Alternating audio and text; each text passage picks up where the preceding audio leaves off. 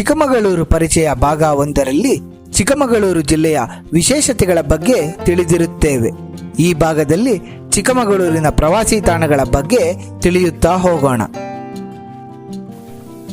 ಚಿಕ್ಕಮಗಳೂರು ಜಿಲ್ಲೆಯ ಪ್ರವಾಸಿ ತಾಣಗಳು. ಬಾಬಾ ಬುಡನ್ಗಿರಿ, ಚಿಕ್ಕಮಗಳೂರು ತಾಲೂಕು. ಪಶ್ಚಿಮ ಘಟ್ಟಗಳ ಚಂದ್ರದ್ರೋಣ ಪರ್ವತ ಶ್ರೇಣಿಯಲ್ಲಿರುವ ಬಾಬಾ ಬುಡನ್ಗಿರಿಯು ಹಿಂದೂ ಮುಸ್ಲಿಂ ಎರಡೂ ಧರ್ಮೀಯರಿಗೂ ಪವಿತ್ರ ಯಾತ್ರಾ ಸ್ಥಳವಾಗಿದೆ. ಇಲ್ಲಿರುವ ದತ್ತಾತ್ರೇಯ ಪೀಠದಲ್ಲಿ ದತ್ತಾತ್ರೇಯ ಸ್ವಾಮಿಗಳು ಹಾಗೂ ಹಜರತ್ ದಾದಾ ಹಯಾತ್ ಮೀರ್ ಕಲಂದರರು ನೆಲೆಸಿ ಪವಿತ್ರಗೊಳಿಸಿದ್ದರೆನ್ನಲಾಗಿದೆ. ಇಲ್ಲಿ ವಾರ್ಷಿಕ ದತ್ತ ಜಯಂತಿ ಮತ್ತು ಉರುಸ್ ಉತ್ಸವಗಳು ನಡೆದು ಇದನ್ನು ಒಂದು ಧಾರ್ಮಿಕ ಗಿರಿಶಿಖರವನ್ನಾಗಿಸಿದೆ.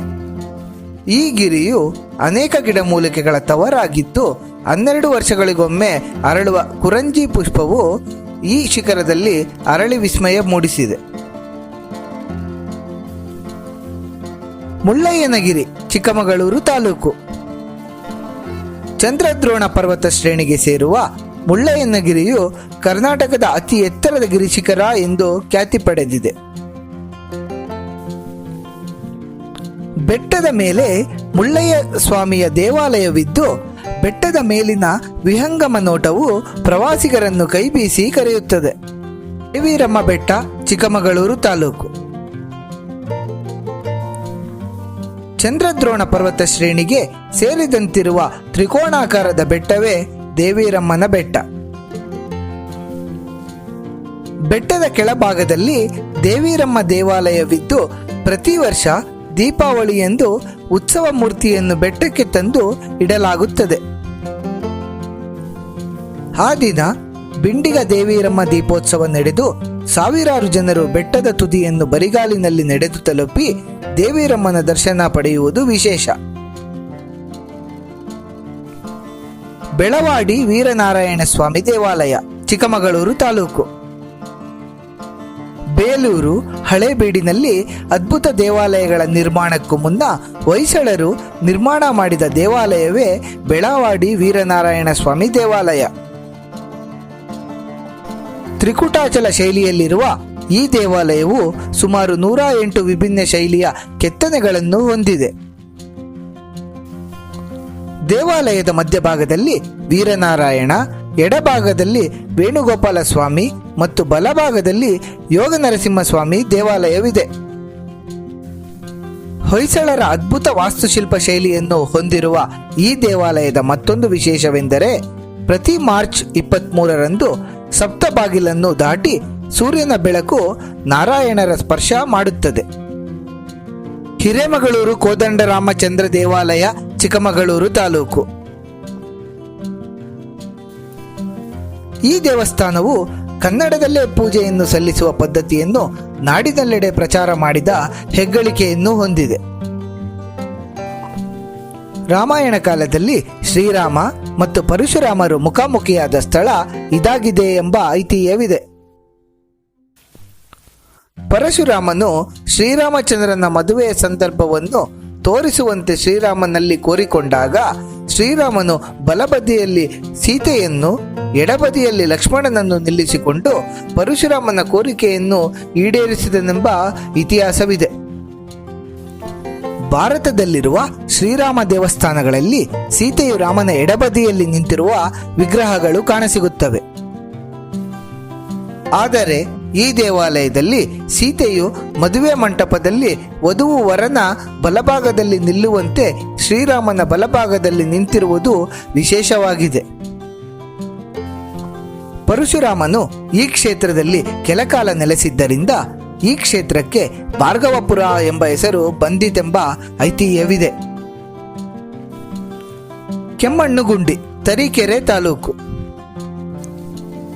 ಈ ಗಿರಿಧಾಮದಲ್ಲಿ ಕಬ್ಬಿಣದ ಅದಿರು ಯಥೇಚ್ಛವಾಗಿ ಲಭ್ಯವಾಗಿರುವುದರಿಂದ ಈ ಪ್ರದೇಶದ ಮಣ್ಣು ಕೆಂಪು ಬಣ್ಣದಿಂದ ಕೂಡಿದೆ.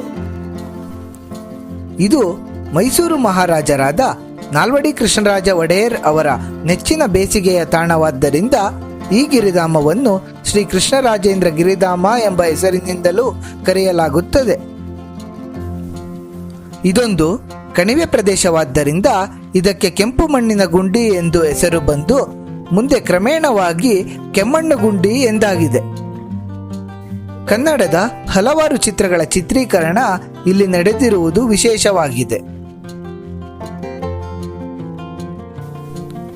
ಚಾರಣಕ್ಕೆ ಹೇಳಿ ಮಾಡಿಸಿದ ಕೆಮ್ಮಣ್ಣಗುಂಡಿಯಲ್ಲಿ ಅನೇಕ ಪ್ರೇಕ್ಷಣೀಯ ಸ್ಥಳಗಳಿವೆ.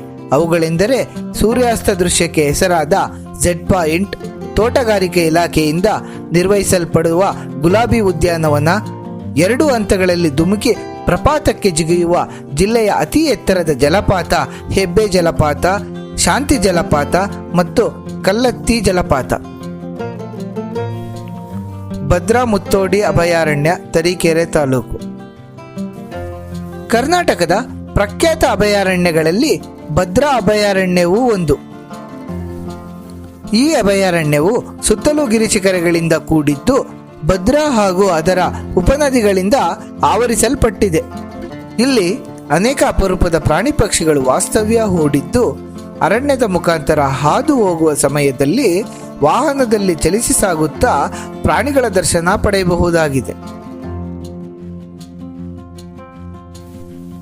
ಅಮೃತಪುರ ಅಮೃತೇಶ್ವರ ದೇವಾಲಯ, ತರೀಕೆರೆ ತಾಲೂಕು. ಹೊಯ್ಸಳರ 2ನೇ ಬಲ್ಲಾಳನಿಗೆ ದಂಡನಾಯಕನಾಗಿದ್ದ ಅಮೃತೇಶ್ವರನಿಂದ ಕ್ರಿಸ್ತಶಕ 1196 ಇಸವಿಯಲ್ಲಿ ಕಟ್ಟಲ್ಪಟ್ಟ ದೇವಾಲಯ ಇದಾಗಿದೆ. ದೇವಾಲಯದ ಕಲ್ಲಿನ ಗೋಡೆಗಳಲ್ಲಿ ರಾಮಾಯಣ ಮತ್ತು ಮಹಾಭಾರತ ಮಹಾಕಾವ್ಯಗಳನ್ನು ವಿಗ್ರಹ ರೂಪದಲ್ಲಿ ಕೆತ್ತಲಾಗಿದೆ. ಈ ದೇವಾಲಯದ ಗರ್ಭಗುಡಿಯಲ್ಲಿರುವ ಅಮೃತೇಶ್ವರ ಶಿವಲಿಂಗವನ್ನು ನೇಪಾಳದ ಗಂಡಕಿ ನದಿಯಿಂದ ತಂದ ಅಗ್ನಿಸಾಲಿಗ್ರಾಮದಿಂದ ನಿರ್ಮಿಸಲಾಗಿರುವುದು ವಿಶೇಷವಾಗಿದೆ. ಈ ಲಿಂಗವನ್ನು ಮಕರ ಸಂಕ್ರಾಂತಿಯ ದಿನದಂದು ಪ್ರತಿಷ್ಠಾಪಿಸಿದ್ದ ಕಾರಣ ಪ್ರತಿ ಮಕರ ಸಂಕ್ರಾಂತಿಯಂದು ಮೊದಲ ಸೂರ್ಯಕಿರಣವು ಈ ದೇವರ ಮೇಲೆ ಬೀಳುವುದು ವಿಶೇಷವಾಗಿದೆ. ಕಳೆದ 2 ಶತಮಾನಗಳ ಹಿಂದೆ ಹಚ್ಚಿದ್ದ ನಂದಾದೀಪ ಇಂದಿಗೂ ಒಮ್ಮೆಯೂ ಆರದೆ ಪ್ರಜ್ವಲಿಸುತ್ತಿರುವುದು ಇಲ್ಲಿನ ವಿಶೇಷವಾಗಿದೆ. ಸಾಮಾನ್ಯವಾಗಿ ಶಿವನ ದೇವಾಲಯಗಳಲ್ಲಿ ಶಾರದಾ ದೇವಿಯನ್ನು ಕಾಣಲು ಸಾಧ್ಯವಿಲ್ಲ. ಆದರೆ ಇಲ್ಲಿ ಶಿವನ ದೇವಾಲಯದಲ್ಲಿ ವಿದ್ಯಾದೇವತೆಯಾದ ಶಾರದೆಯೂ ನೆಲೆಸಿರುತ್ತಾಳೆ. ಹೀಗಾಗಿ ದೇವಿಯ ಸಮ್ಮುಖದಲ್ಲಿ ತಮ್ಮ ಮಕ್ಕಳಿಗೆ ಅಕ್ಷರಾಭ್ಯಾಸ ಮಾಡಿಸಲು ಸಹಸ್ರಾರು ಭಕ್ತರು ಆಗಮಿಸುತ್ತಾರೆ. ಶೃಂಗೇರಿ ಅದ್ವೈತ ವೇದಾಂತದ ಪ್ರತಿಪಾದಕರಾದ ಶಂಕರಾಚಾರ್ಯರು ಸ್ಥಾಪಿಸಿದ 4 ಪ್ರಮುಖ ಮಠಗಳಲ್ಲಿ ಶೃಂಗೇರಿಯು ಪ್ರಥಮವಾಗಿದೆ. ದಂತಕಥೆಗಳ ಪ್ರಕಾರ ಶಂಕರಾಚಾರ್ಯರು ತುಂಗಾ ತೀರದಲ್ಲಿರುವ ಈ ಪ್ರದೇಶದಲ್ಲಿ ಸಂಚರಿಸುತ್ತಿದ್ದಾಗ ಪ್ರಸವ ವೇದನೆಗೊಳಗಾಗಿದ್ದ ಕಪ್ಪೆಯೊಂದಕ್ಕೆ ಹಾವೊಂದು ಹೆಡೆಬಿಚ್ಚಿ ನೆರಳು ನೀಡುತ್ತಿದ್ದ ಅಪೂರ್ವ ದೃಶ್ಯ ಕಂಡು ಮಠವನ್ನು ಇಲ್ಲಿಯೇ ಸ್ಥಾಪಿಸಿದರೆನ್ನಲಾಗಿದೆ. ಶೃಂಗೇರಿಯಲ್ಲಿ ವಿಜಯನಗರ ಸಾಮ್ರಾಜ್ಯದ ಸಂಸ್ಥಾಪಕ ಹಕ್ಕಬುಕ್ಕರ ಗುರು ಮಹರ್ಷಿ ವಿದ್ಯಾರಣ್ಯರು ಕಟ್ಟಿಸಿದ ವಿದ್ಯಾಶಂಕರ ದೇವಾಲಯವಿದೆ. ಈ ದೇವಾಲಯದಲ್ಲಿ 12 ರಾಶಿಗಳನ್ನು ಸೂಚಿಸಲಾಗುವ 12 ಕಂಬಗಳಿದ್ದು ಪ್ರತಿ ತಿಂಗಳು ಸೂರ್ಯನ ರಶ್ಮಿಯು ಆಯಾ ತಿಂಗಳನ್ನು ಪ್ರತಿನಿಧಿಸುವ ರಾಶಿ ಕಂಬದ ಮೇಲೆ ಬೀಳುವುದು ವಿಶೇಷವಾಗಿದೆ. ಶೃಂಗೇರಿ ಶಾರದಾ ಪೀಠದಲ್ಲಿ ದಸರಾ ಹಬ್ಬ ಅತಿ ವಿಜೃಂಭಣೆಯಿಂದ ಆಚರಿಸಲ್ಪಡುತ್ತದೆ. ಶೃಂಗೇರಿ ಸಮೀಪದ ಕಿಗ್ಗಾ ಎಂಬ ಪ್ರದೇಶವು ಋಷ್ಯಶೃಂಗ ಮಹರ್ಷಿಗಳ ತಪೋಭೂಮಿಯಾಗಿದ್ದು ಋಷ್ಯಶೃಂಗರು ಐಕ್ಯರಾಗಿದ್ದರೆನ್ನಲಾದ ಶಿವಲಿಂಗವನ್ನು ನೋಡಲು ರಾಜ್ಯದ ಮೂಲೆ ಮೂಲೆಗಳಿಂದ ಜನರು ಆಗಮಿಸುತ್ತಾರೆ. ಕಿಗ್ಗದ ಸಮೀಪವೇ ಸಿರಿಮನೆ ಜಲಪಾತವಿದ್ದು ಕಾಡಿನಲ್ಲಿ ಹರಿಯುವ ಜರಿಗಳೆಲ್ಲ ಸೇರಿ ನದಿಯಾಗಿ ಬಂಡೆಯ ಮೇಲಿಂದ 40 ಅಡಿ ಕೆಳಗಿನ ಕಣಿವೆಗೆ ಧುಮುಕಿ ಈ ಜಲಪಾತವನ್ನು ಸೃಷ್ಟಿಸಿದೆ. ಹೊರನಾಡು ಅನ್ನಪೂರ್ಣೇಶ್ವರಿ ದೇವಾಲಯ, ಮೂಡಿಗೆರೆ ತಾಲೂಕು. ಹಿಂದೂ ಧರ್ಮದಲ್ಲಿ ಅನ್ನಕ್ಕೆ ಮೀಸಲಾದ ದೇವತೆಯೇ ಅನ್ನಪೂರ್ಣೇಶ್ವರಿ. ಈ ಅನ್ನಪೂರ್ಣೇಶ್ವರಿ ದೇವಿಯು ನೆಲೆ ನಿಂತ ಕ್ಷೇತ್ರವೇ ಹೊರನಾಡು. ಅಗಸ್ತ್ಯ ಮಹರ್ಷಿಗಳು ಸ್ಥಾಪಿಸಿದ್ದಾರೆ ಎನ್ನಲಾದ ಈ ಅನ್ನಪೂರ್ಣೇಶ್ವರಿಯ ಮೂರ್ತಿಯು ಭದ್ರಾ ನದಿಯ ತಟದಲ್ಲಿ ನೆಲೆ ನಿಂತಿದ್ದು ದೇಶದ ವಿವಿಧೆಡೆಯ ಭಕ್ತಾದಿಗಳನ್ನು ಆಕರ್ಷಿಸುತ್ತದೆ. ಅನ್ನಪೂರ್ಣೇಶ್ವರಿ ಎಂದರೆ ಎಲ್ಲರ ಹಸಿವನ್ನು ನೀಗಿಸುವವಳು ಎಂದರ್ಥ. ಅದೇ ಕಾರಣದಿಂದ ಇಲ್ಲಿಗೆ ಬರುವ ಭಕ್ತರಿಗೆ 3 ಬಾರಿ ಭೋಜನ ಹಾಗೂ ಉಳಿಯಲು ಜಾಗವನ್ನು ವಸತಿಯಾಗಿ ನೀಡಲಾಗುತ್ತದೆ. ಕಳಸದ ಕಳಶೇಶ್ವರ ದೇವಾಲಯ, ಮೂಡಿಗೆರೆ ತಾಲೂಕು. ಈ ಕ್ಷೇತ್ರವು ದಕ್ಷಿಣ ಕಾಶಿ ಎಂದೇ ಪ್ರಸಿದ್ಧಿಯನ್ನು ಪಡೆದಿದೆ. ಅಗಸ್ತ್ಯ ಮಹಾಮುನಿಯ ತಪಸ್ಸಿಗೊಲಿದ ವಿಶ್ವೇಶ್ವರನು ಕಾಶಿಯಿಂದ ಇಲ್ಲಿಗೆ ಬಂದು ನೆಲೆಸಿದನು ಎನ್ನಲಾಗುತ್ತದೆ. ವಾರಣಾಸಿಗಿಂತಲೂ ಕಳಸವು 1 ಗುಲಗಂಜಿಯಷ್ಟು ತೂಕ ಹೆಚ್ಚು ಎಂದು ಐತಿಹ್ಯವಿದೆ. ಕಾಶಿಯಲ್ಲಿರುವ ಎಲ್ಲ ಪರಿವಾರ ದೇವರುಗಳು ಇಲ್ಲಿ ನೆಲೆಸಿದ್ದಾರೆ. ಈ ದೇವಾಲಯದಲ್ಲಿ ಗಂಡು ಮತ್ತು ಹೆಣ್ಣು ಆನೆಗಳ ವಿಗ್ರಹವಿದ್ದು, ಗಣೇಶನು ಗಂಡು ಮತ್ತು ಹೆಣ್ಣು ಆನೆಗಳ ರೂಪದಲ್ಲಿ ಇಲ್ಲಿ ನೆಲೆಸಿದ್ದಾನೆ ಎನ್ನಲಾಗುತ್ತದೆ. ಕುದುರೆಮುಖ ಪರ್ವತ ಶ್ರೇಣಿ, ಮೂಡಿಗೆರೆ ತಾಲೂಕು.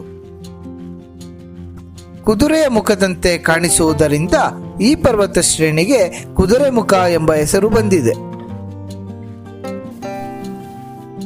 ಇಲ್ಲಿರುವ ಕುದುರೆಮುಖ ರಾಷ್ಟ್ರೀಯ ಉದ್ಯಾನವನವು ಸುಮಾರು 600 ಚದರ ಕಿಲೋಮೀಟರ್ ವ್ಯಾಪ್ತಿಯಲ್ಲಿ ಹರಡಿದ್ದು, ದಟ್ಟವಾದ ಅರಣ್ಯ ಮತ್ತು ಹುಲ್ಲುಗಾವಲು ಪ್ರದೇಶವನ್ನು ಹೊಂದಿದೆ.